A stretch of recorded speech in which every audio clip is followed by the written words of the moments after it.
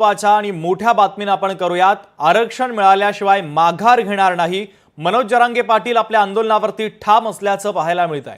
मरण आलं तरी आता मागे हटणार नाही, जरांगे पाटलांनी हा निर्धार केलेला आहे। तर जरांगे पाटील आपल्या आरक्षणाच्या मागणीवर आणि आपल्या भूमिकेवर ठाम असल्याचं पाहायला मिळतंय।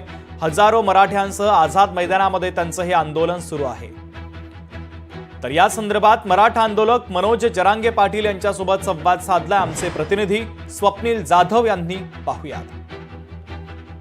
आपल्यासोबत मराठा आंदोलन करते जरांगे पाटील सर, काय सांगाल? आज दुसरा दिवस आहे आंदोलनाचा। उपसमितीचे शिंदे साहेब येऊन गेलेले आहेत। काय चर्चा झाली? सातारा गॅजेट बद्दल चर्चा झाली असली आणि ती सातारा गॅजेट नुसार दाखले वाटप करण्यात यावे अशा प्रकारे सुद्धा तुम्ही त्यांना सांगितलेलं आहे। सातारा आणि हैदराबाद गॅजेटवर अशी चर्चा।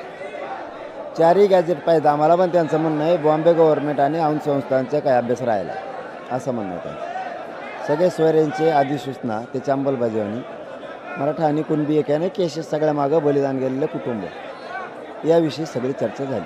अंमलबजावणीला वेळ लागत नाही, 5 मिनिटात राज्य मंत्रिमंडळाची बैठक घेऊन कॅबिनेटने मंजुरी देऊन अंमलबजावणी होती।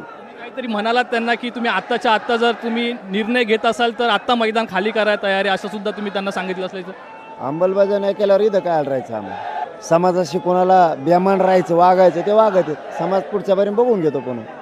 ते आता एक मतप्रवाह असा झाला आहे की सत्ताधारीच विरोधकांना विचारतायत की कुणबी जे दाखले आहेत किंवा ओबीसीतून आरक्षण द्यायचं का, यासाठी विरोधकांचं मत काय आहे? नक्की उद्धव ठाकरेंना सवाल केला जातोय, शरद पवारांना सवाल केला जातोय, महायुतीतील मंत्र्यांकडनंच हा सवाल केला जातोय। आता काय सत्ताधाऱ्यांकडनं उत्तर देण्यापेक्षा सवाल हा विरोधकांना केला जातोय की मराठ्यांना ओबीसीतून जे आरक्षण आहे ते द्यायचं की नाही, यावरती महाविकास आघाडीमध्ये मग ठाकरे असोत किंवा शरद पवार असेल यांचं मत काय असं विचारलं जात आहे उत्तर देण्यापेक्षा।